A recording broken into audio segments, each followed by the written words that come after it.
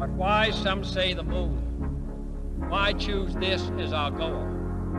And they may well ask, why climb the highest mountain? Why, 35 years ago, fly the Atlantic? Why does Rice play Texas? We choose to go to the moon. We choose to go to the moon.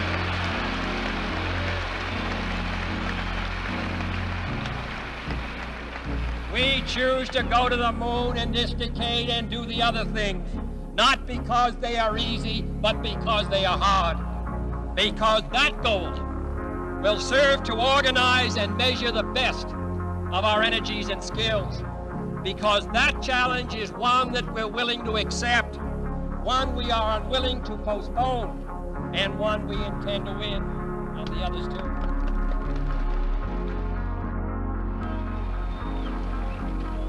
President Pitzer, Mr. Vice President, Governor, Congressman Thomas, Senator Wiley and Congressman Miller, Mr. Webb, Mr. Bell, scientists, distinguished guests, and ladies and gentlemen. I appreciate your president having made me an honorary visiting professor, and I will assure you that my first lecture will be very brief. I am delighted to be here, and I'm particularly delighted to be here on this occasion. We meet at a college noted for knowledge, in a city noted for progress, in a state noted for strength, and we stand in need of all three. For we meet in an hour of change and challenge, in a decade of hope and fear, in an age of both knowledge and ignorance. The greater our knowledge increases, the greater our ignorance unfolds.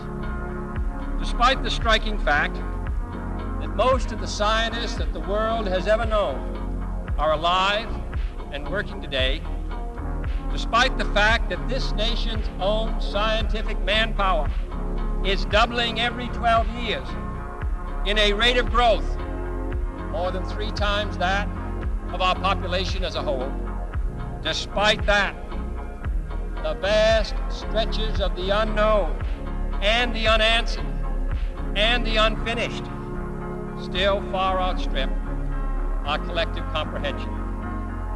No man can fully grasp how far and how fast we have come. But condense, if you will, the 50,000 years of man's recorded history in a time span of but a half a century.